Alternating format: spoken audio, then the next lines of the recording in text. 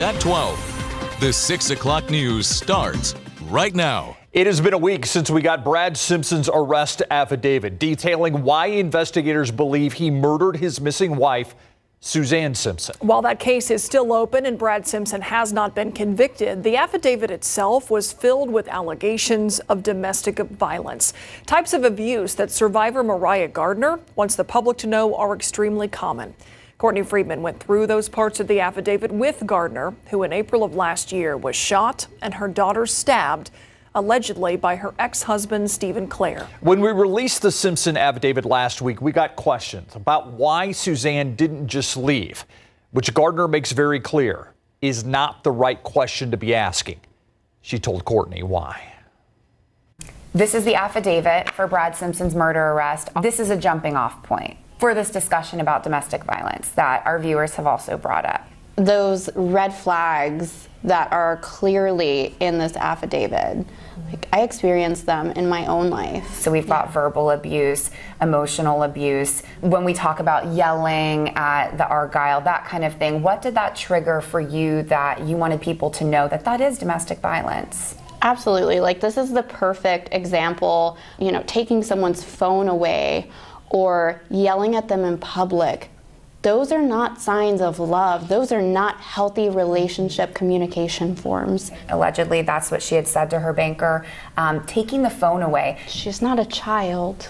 It doesn't seem like a big deal, though, if people don't understand domestic violence. Why is that a big deal?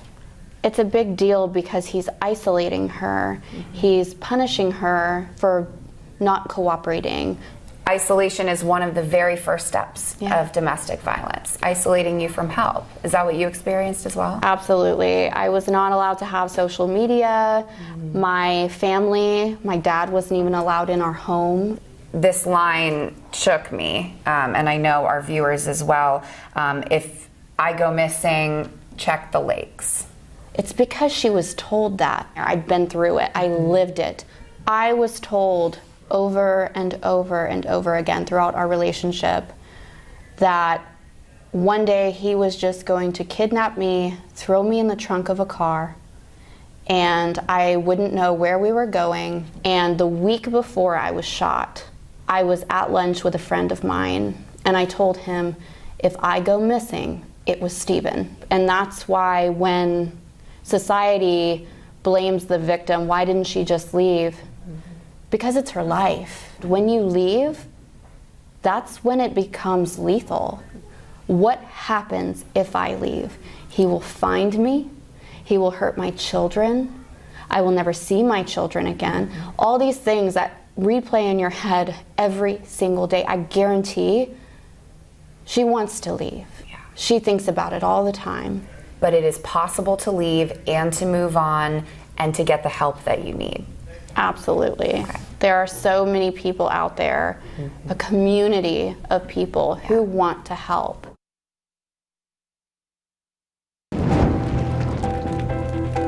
And if you or anyone you know needs help getting in touch with domestic violence resources, you can scan this QR code on your screen that will take you to our website, where there is a long list of organizations and information on how to recognize the signs of domestic violence, and places where you can ask your own questions about getting help. A woman who gave birth along the Salado Creek Greenway yesterday now facing a charge of abandoning, endangering a child. That's a second-degree felony. Julie Alexander, seen leaving the trail by a man passing by who then noticed the newborn baby. He got help for the baby, and Alexander later found by police. Today, officials want to remind the public about the Texas Safe Haven law, which allows people to safely surrender a child. The law in Texas provides so that any baby 60 days or younger can be dropped off at a fire station or a hospital or an EMS station. So here in San Antonio, that's any fire station as well as any hospital. You do not have to abandon a baby. The baby, according to the Texas Department of Family and Protective Services, is still in the hospital and being monitored. If convicted, Alexander faces a maximum punishment of up to 20 years in prison.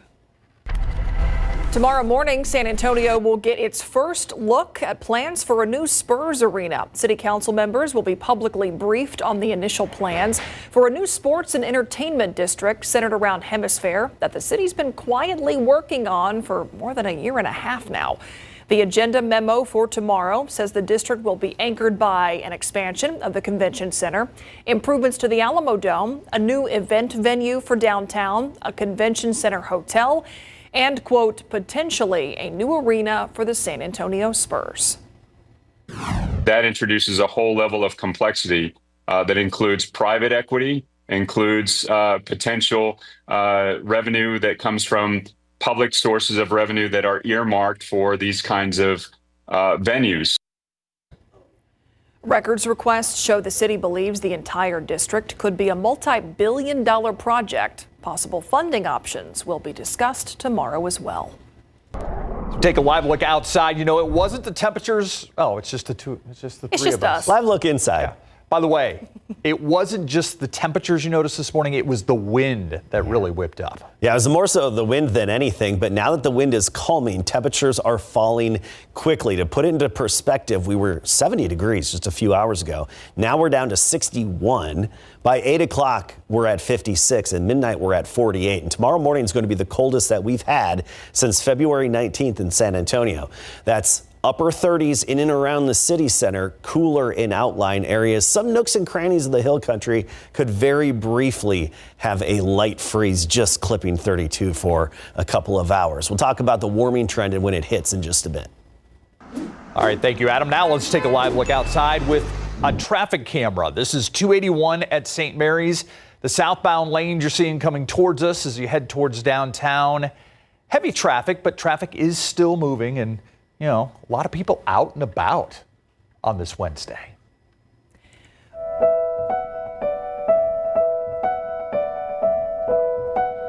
Rural ranch land along the southern border could be used as a staging area for potential mass deportations. GOP Texas Land Commissioner Don Buckingham offered up land in Starr County in a letter sent to President-elect Donald Trump and his transition team earlier today.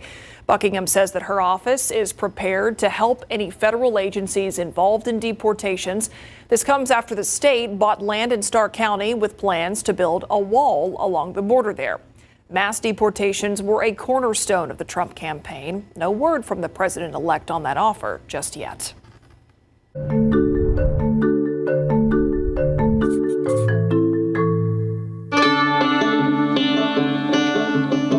You could do like Thoreau said. When I went to the woods to live, to see if I could learn what it had to teach, so that when I came to the end of my life, I would not discover I hadn't lived. How about that? Yes, it really is. It's like country with convenience. When Oakland Estates was laid out, there was no 410. There was no 1604. There was no 281. What was it like when you moved here? A lot quieter. We had less traffic. Quieter than this. Now, 500 cars go by in morning time. That they've spent the last 25 years sort of vigorously defending their isolation. I have the same message that I had 20 years ago. Leave us alone. For me and our congregation, this was like the heart of Catalyst Church, this area. You know, there's so many different people and church buildings and so on and so forth. So we felt let's start here, and then from here we could be able to work our way out to be able to bless other communities in other areas of San Antonio. Now, one of the major drainage that comes from, even from my yard, comes through here, and this is a very dangerous area. We are unique. We are unique in that we don't have cookie cutter houses. You will see an army barracks looking place right next to a colonial mansion. And we like that. We are stronger for our differences. I'd like to close with that. It is a neighborhood unlike any we have covered so far.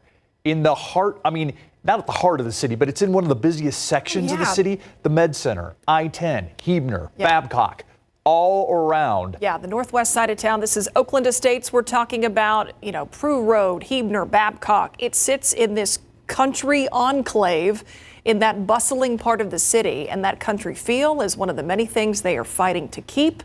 And we're going to help you get to know that neighborhood tomorrow during that special edition of our 6 to 7 o'clock hour right here on KSAT. Know My Neighborhood at 6 o'clock tomorrow. Hope you'll join us. Meantime, it is the season of giving, and if you want to give ahead of next Thursday, the San Antonio Food Bank needs your help to make Thanksgiving and holiday meals happen for families in need. They're aiming to give away 20,000 turkeys. Anyone in the giving spirit can donate a frozen turkey at any San Antonio area HEB Plus this Saturday. Just show up to donate between 10 a.m. and 2 p.m. Again, next Saturday, any HEB Plus store in town. All the information is also on our website at ksat.com. With the return of the holidays comes the return of scammers, thieves who want to take your money, identity, or financial information, or all the above. Now is a popular time of year for those crimes to be potentially wrecking your Christmas. Our Petty Santos sat down with San Antonio police who want everyone to know about common scams to look out for. This time of year, everyone wants to give to those who people that are in a position to give to people that are less fortunate, always want to open up their pocketbooks and help our fellow citizens. I would warn people, however, that when you're going to donate money, go to a legitimate organization. There's plenty in San Antonio that we can donate to. If you see one online, I would vet it as best possible. Make sure that the person that you're wanting to donate to is the one receiving that money. That entire conversation between Patty and SAPD Sergeant Muskoka is on our website, ksat.com right now.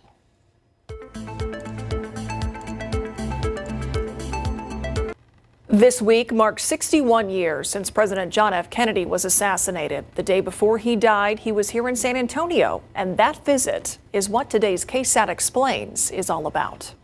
I think the entire city came to a halt. We had this huge parade that was just incredible. He was assassinated on the next day. JFK's visit to what was then Brooks Air Force Base, the politics behind that trip to Texas, and the memories of that fateful day in American history. It's all in a new KSAT Explains, and it's coming up at 6:30.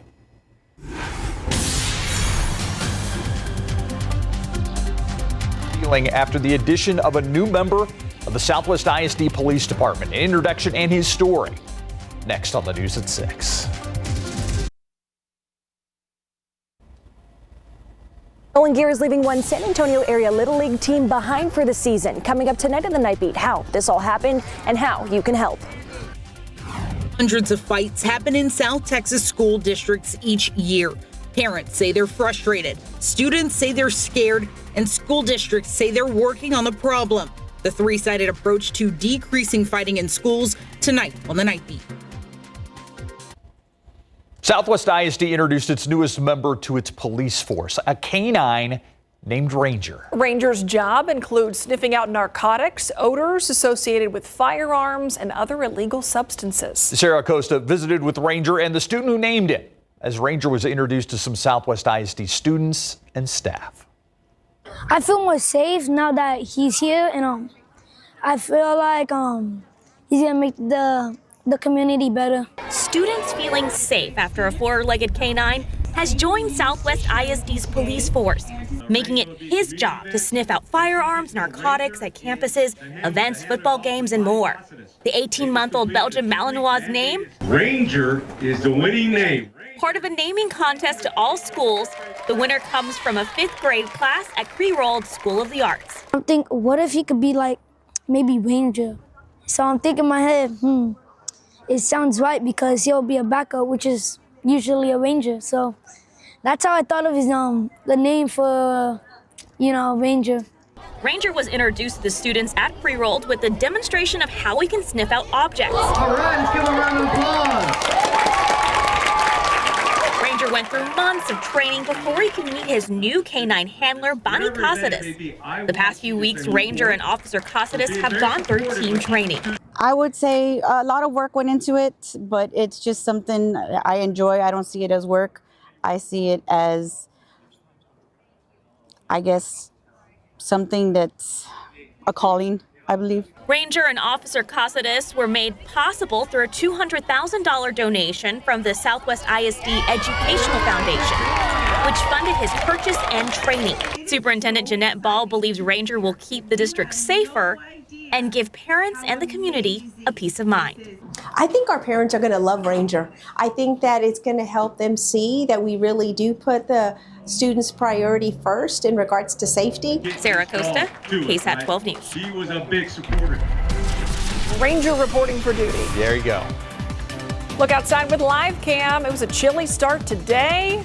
How are things shaping up for tomorrow morning, Adam? Oh, you're going to definitely feel the chill in the air tomorrow morning. It's actually going to be the coldest morning that we've had since February 19th and the coldest morning so far this fall. So we're feeling that chill in the air, jacket weather throughout the day. Let's get right to our well, not all of the day, the morning particularly. 30s by sunrise tomorrow morning, a chilly start to the day. Then the afternoon, not so bad. It'll be mild and comfortable, near average.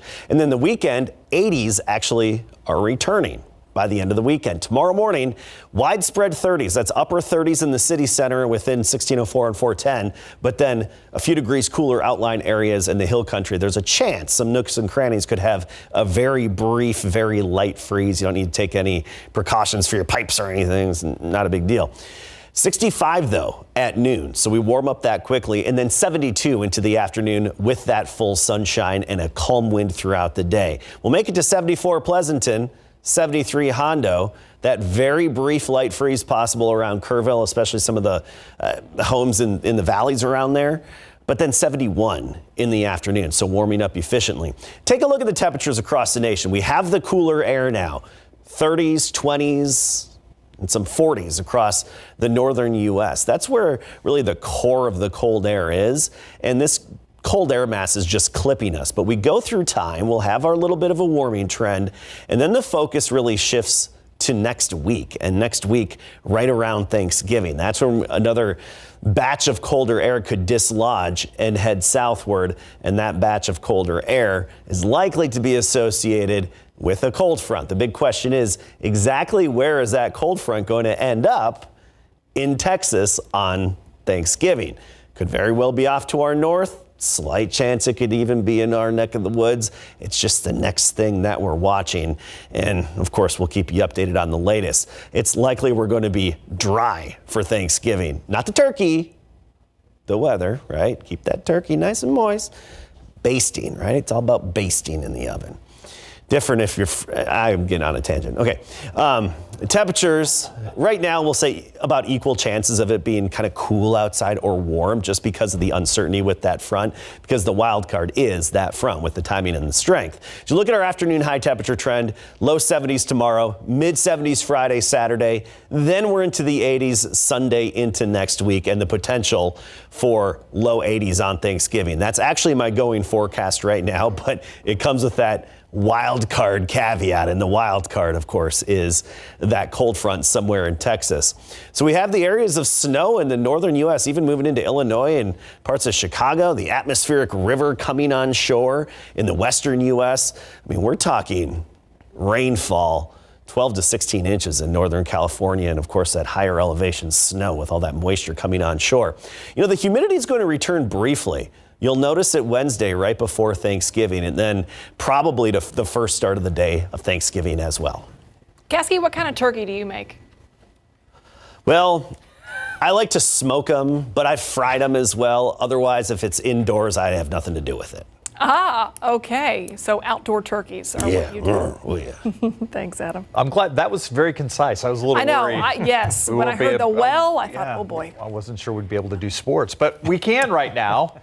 Because Adam didn't take that much time. Let's talk about the rookie who is impressing a lot of people, Larry. So Stephon Castle has been starting due to Jeremy Sohan being out with an injury. He's no turkey. No, he is not. Castle, I'll tell you what, is really showing out. And last night, he had a huge block towards the end of the game to help the Spurs win. And the Southwest Dragons volleyball team, they're all about putting the student in student athlete. Coming up.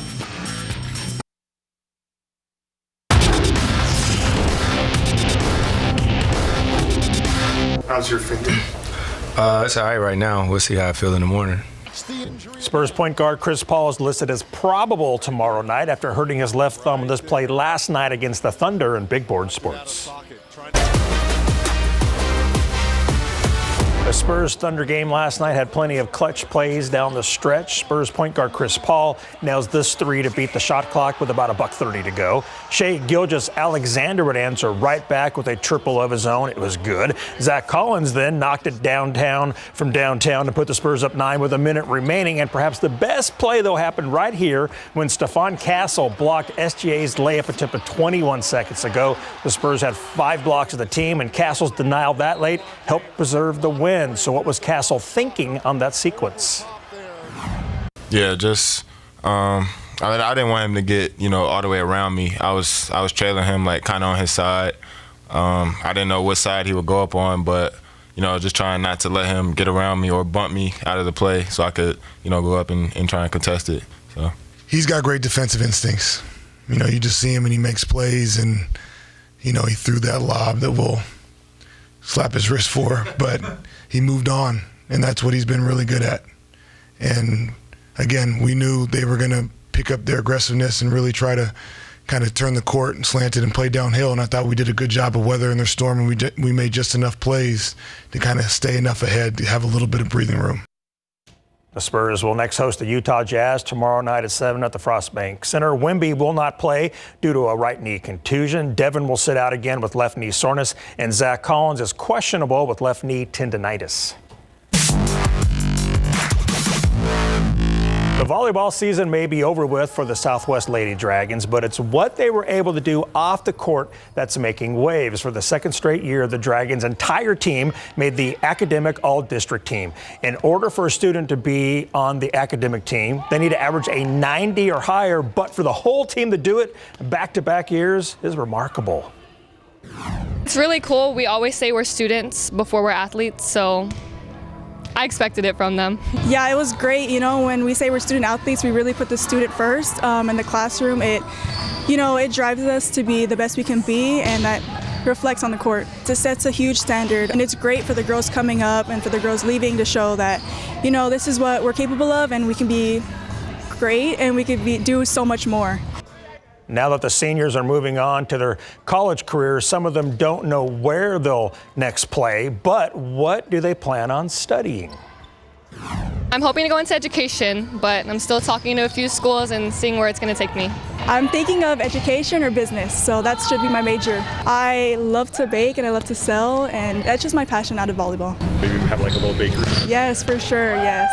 We really push to make them great individuals when they're here at Southwest, but further on when they leave here, we want them to be great young ladies, and they really push for that. The Dragons will look to reload with a talented JV roster filling the spots of those seniors in the coming years. And in the UIL State Volleyball Tournament, Stockdale will face Boyd for the Class 3A Division II State Championship Friday at noon at the Curtis Coble Center in Garland. The entire team? Yes. Got academic honor. They did. Honor. Isn't that great? Pretty awesome. That's awesome. I love that. Thanks, Larry. We're talking about JFK's visit to San Antonio, and KSAT explains next.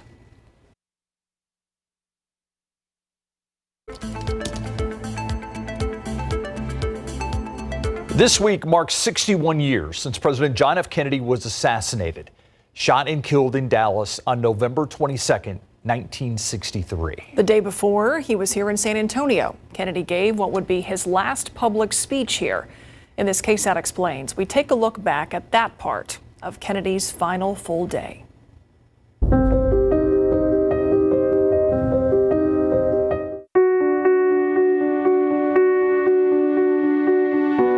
I think the entire city came to a halt. We had this huge parade that was just incredible. 26-mile route. He was standing right here. 10,000 people were seated right up on the lawn. It is a time for pathfinders and pioneers. They had star power. JFK, it was magical. They changed the date of the San Antonio trip from that Friday to the Thursday. The president says, I will be coming back. He was initially scheduled to speak in San Antonio on the 22nd. It is an area which calls for action. He was assassinated on the next day. It was just the saddest day that I can ever remember. Former U.S. Congressman Charlie Gonzalez was 18 years old when President John F. Kennedy came to San Antonio. He was there along the parade route in a crowd of thousands, hoping to get a glimpse of the president and First Lady Jackie Kennedy. What was it like being in that crowd? It was really electric. There was so much in the way of true emotional feeling for the president. He was beloved and very popular in San Antonio, especially in the Hispanic community. He was a Catholic, you've got to remember, the first Catholic ever elected. The visit to San Antonio was sort of a microcosm of the issues that Kennedy and the Democrats were facing as they were going into that election. Kennedy came down here as somewhat of a mediator, actually. There was political infighting among Texas Democrats. The president's visit was an effort to resolve that. And among the lawmakers who were part of that effort was Gonzalez's father, U.S. Congressman Henry B. Gonzalez, the first Mexican-American from Texas elected to Congress in 1961. And the organization was Viva Kennedy, that's what it was, Viva Kennedy. Most people along the parade route saw only a quick passing glimpse of the Kennedys, but it was one people were drawn to. You think of the First Lady, she was at the movie star status. On a social scale, it was almost aristocracy in a way, but it was more Hollywood too. This beautiful couple, this great dream. About 125,000 people from across San Antonio came and lined the streets of this 26-mile visit. And that's no small feat in 1963. They slowed down in very few places. One of the places they slowed down was at the University of the Incarnate Word, where Jackie received a bouquet of roses. After the parade, the president came to Brooks Air Force Base. This is the actual location of John F. Kennedy's last public address. Today, it's simply called Brooks, no longer an active military installation. But in 1963... So this was really the center of all the research for the Air Force, and that's why Kennedy came. He came here to dedicate the Aerospace Medical Health Center. The speech that he gave really was that attempt at bipartisanship. The new frontier. And trying to court the Republican vote here in Texas. It was this idea that the space race would be really a bipartisan effort, and that anything we did to further the space race in the United States would also serve the people living here at home. And it's not the exclusive property of Republicans or Democrats. It refers instead to this nation's place in history, to the fact that we do stand on the edge of a great new era, filled with both crisis and opportunity, an era to be characterized by achievement and by challenge. And after his speech, he walked through this building. We'll go this way. Like a trip back in time in here. Isn't it awesome? That is the window. The President John F. Kennedy window, a place he stood and witnessed an experiment aimed at space. Inside the chamber when Kennedy was here were 4 airmen, recent graduates from basic training over at Lackland, who volunteered to be part of a 30-day study in this chamber. This chamber is about 30 feet long, 8 feet wide, 8 feet tall. They were in that chamber for 30 days. Do you want to go inside? Yeah. It was 100% oxygen environment, so very low pressure. The question researchers were trying to answer? The human body's tolerance to that kind of bizarre environment, or that kind of environment that's so different from what we have here at sea level, which is 21% oxygen, about 14.7 psi. They knew that was what they wanted to use to get to the moon. The president spoke with one of the airmen inside this chamber. No one really knows what they talked about because the only 2 people on the intercom were Kennedy and this young airman. This is an oxygen regulator, oxygen hose, and this is a regulator. And these are museum pieces, but they never break. They don't make stuff like that anymore. Is this still used today? Every day. Every day? Almost every day. Our business here is the research into human performance at altitude, and hopefully in the near future in space. That final frontier, 6 decades after Kennedy's address. And this new frontier included everyone, blacks, Latinos, women, everybody. It really was ahead of its time in many ways. It was the beginning of something.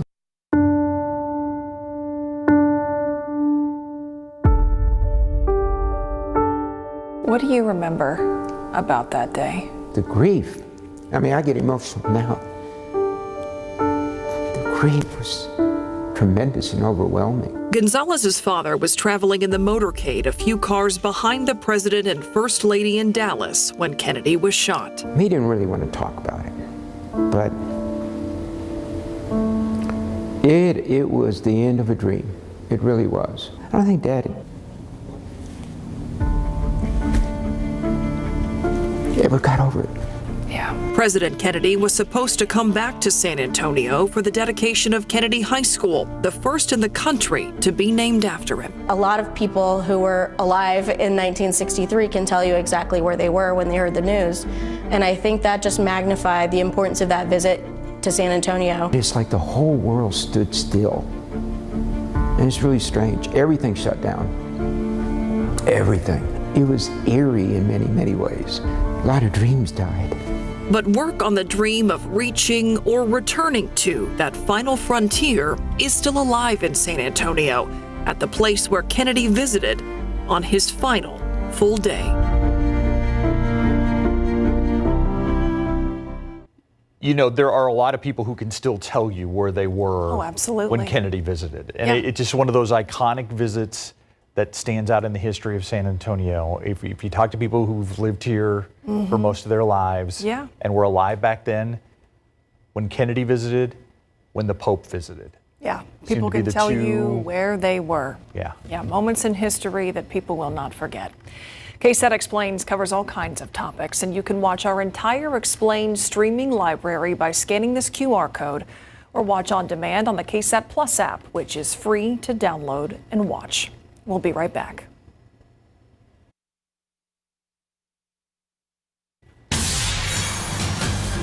Federal health officials are investigating an E. coli outbreak from organic carrots. It's killed one person, made dozens of other people sick, and prompted a nationwide recall of multiple brands of organic carrots from one farm. Now, one woman is suing after she says she got sick from eating those contaminated carrots. ABC's Melissa Adon reports from the source of the outbreak at Grimway Farms in Bakersfield, California. Carrots originating from this farm in Bakersfield, California, one of the largest producers of organic vegetables in the country, pulled off grocery store shelves. There's a nationwide recall on organic whole and baby carrots tied to a deadly E. coli outbreak. The CDC says at least 39 confirmed cases of E. coli have been found in 18 states, with 15 requiring hospitalization and one death in Los Angeles County. 40-year-old Melinda Pratt from Savannah, Georgia, says she got sick and was in the hospital for 3 days with symptoms like a fever and stomach cramping. Couldn't keep food down at all. I had joint pain that I never had before. I knew it was time that I need to go to a hospital. Pratt now named in the first lawsuit against the makers of the recalled carrots, Grimway Farms. You see the truck beds here full of carrots at the Grimway Farms carrot processing facility. This is where the company's working with federal and local agencies reviewing how these carrots were grown, harvested, and processed. Grimway packages whole carrots for Walmart, Whole Foods, Kroger, Target, Publix, Trader Joe's, and others. The recall is on whole organic carrots sold from August 14th to October 23rd, or baby organic carrots with best if used by dates from September 11th through November 12th. The CDC estimates annually there are 48 million foodborne illnesses, resulting in more than 100,000 hospitalizations and 3,000 deaths each year, recommending people wash, separate, properly cook, and refrigerate their produce promptly to prevent foodborne illness. Grimway Farm says they have posted that important information about the recalls, including the size of the bags and the brand names, on their website. Melissa Adon, ABC News, Bakersfield, California. Look outside with live cam again this evening. A little chill out there right now, but we're headed towards the coldest morning we've had in a long while, Adam. Yeah, coldest morning since February 19th. That's 200 and some days ago, right? And temperatures are cooling off very efficiently right now, already down in the 50s in many locations. 53 Bulverde, New Braunfels 57, 58 Rio Medina, within San Antonio, low to mid 60s, officially at the airport 61, and Port SA reporting 64 degrees. Get ready for widespread 30s in the morning. We'll break down how cold and where, and chat about more statistics on how long it's been since we've been this cold in just a bit.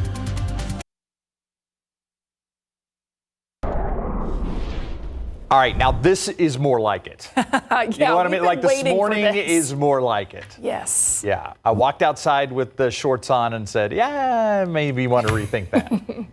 You try to do some cold conditioning because you can tomorrow morning.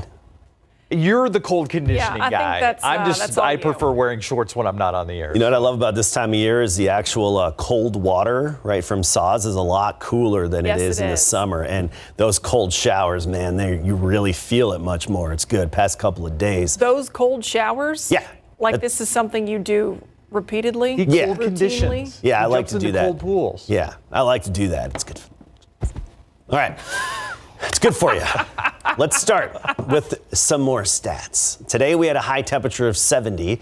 The last time the high was at or below, you can research it, by the way. I mean, there's been a lot of scientific and university research on the benefits of it. You love this weather because the pools will get so cold, then you jump in them. Yeah. Okay, Kasky, I have done that. See? I've done it. It's not as bad as it sounds. But a cold shower? First 30 seconds is the hardest part. Control your breathing. Stay calm. Don't do that. And you're like, oh, that's actually good. Okay. Back to what we were talking about. Last time, I could go on and on about this. Anyway. Does your wife send you to these cold showers? My wife sent me to the cold shower. Go now. Just checking. The last time our high was 70 or cooler was March 20th. That's 245 days since we've been this cool that we had this afternoon. Last time our morning low temperature was 40 degrees or less was February 19, 275 days ago. Tomorrow we'll be there. 39 in San Antonio, could very briefly have a very light freeze in some parts of the hill country. You don't have to worry about the pipes or anything. Just one of those situations in the lower lying valleys and such. Otherwise, mid to upper 30s by and large tomorrow morning. Jackets in the morning, short sleeves fine in the afternoon. So if you work outdoors, hey, you know the drill. You dress in layers because by noon we're at 65 and sunny and then 72 for the high temperature. Not much of a breeze tomorrow. 73 in Poteet in the afternoon. Helotes about 69 and Converse 74. We're cooling off pretty quickly and efficiently. Already 61 at the airport, but as I showed you a few minutes ago, we're in the 50s in many outlying areas. And we still have that dry air, dew point at 25, and the wind very light, and it's calming down. Look at the dew points in the 20s. This dry air with a clear sky, calm wind is what helps the temperatures fall off so quickly and efficiently. You look across the nation, colder air off to the north of us. We're finally seeing that cold air plunge southward, and in Canada, it's a real deal cold air. Temperatures below zero in parts of northwest Canada. That colder air, the core of it's heading off to the east, but then we're going to have more cold fronts as we get into next week. The first one not really impacting us a whole lot here in our neck of the woods and most of Texas, but by Thanksgiving, that's when we could have a cold front somewhere in Texas. The big question is exactly where is that cold front going to be on Thanksgiving Day? Will it even make it here? Of course, it's still a little up in the air and there's some uncertainty, but we're likely to be dry. No rain expected, unfortunately. It's just the uncertainty is with those temperatures because right now we're thinking, yeah, low 80s, probably the best bet, but the wild card is that front. That if it could hit us, then we would obviously be a lot cooler. So we need a little more time to get into the specifics. But overall, unfortunately, it's still just a dry forecast. Thanks, Adam. We're going to talk about a crustacean migration when we come back. All right, forget the new Hummer from GMC. This is a crab walk. Crustacean migration. Millions of crabs on a crusade to the coast on Australia's Christmas Island. Countless crabs head out to sea to mate and spawn in late November. This fascinating event captures the awe of nature lovers across the world, and it's the island's biggest annual tourism draw. Wow. That you want to keep your distance, though, I think. Yeah, no, I'm good looking at it from here. Yeah. Not that guy. Look at him, though. Sweeping him off. So look in the lower right side of your screen. That brown, that is the very dry air we have. But then the green moving into the west coast, that is the atmospheric river moving on shore. Heavy rain and mountain snow in California and Oregon. Thanks for watching the news at 6. See you back here on the Night Beat after the CMAs. They're calling it